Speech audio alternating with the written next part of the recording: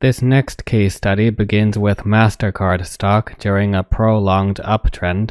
The bearish star gap up candle on December 11th, 2013, and the next two candles closing under it pointed to a disparity between short to medium-term bearish context giving way to a prolonged uptrend. This is due to the sudden influence of bullish volume the next week, and the low period of activity seen at the end of almost every year during the holiday period. However, as the new year begins increasingly bearish, price action is presenting the possibility to fill in the gap in an overdue correction.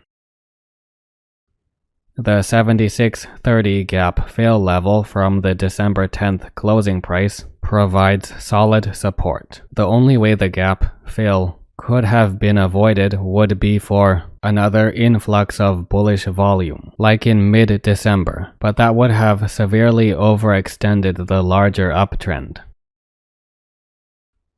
Several downtrend lines from the declined double top reversal are helpful in identifying persisting resistance potential at greater intensities around the 76 level into April and beyond.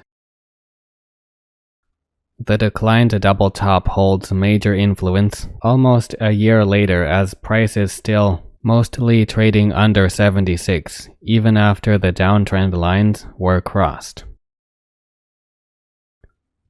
Even though late 2014 saw a gap up finally surpass 76, which became a minor but crucial gap fill level, the old double top range managed to offer sustained resistance prior to the tenuous long-term consolidation to newer highs.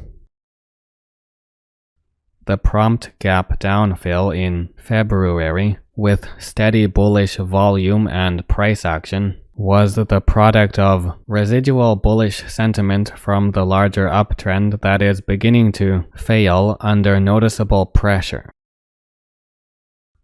After May 17th, the return to solid bullish price action and volume averted a double top reversal, mainly due to perfect Morningstar price action from May 17th to May 19th.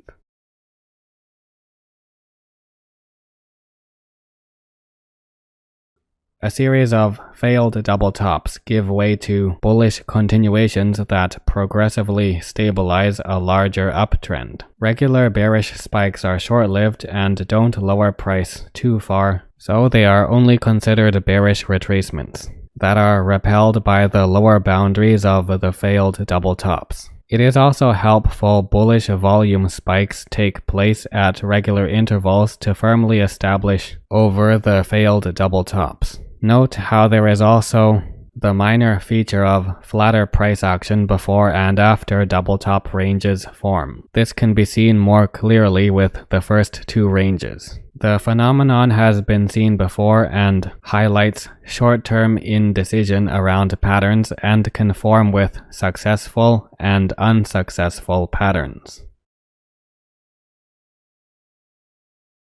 Here is a similar situation, except a single failed triple top carries on a smaller uptrend. The first downswing is mainly comprised of a small gap down, which is filled at the end of the pattern in late July. It explains the briefly extended flatter trading, delaying the breakout and widening the upper boundary. This feature incidentally provides strong support to a rapid correction during late October.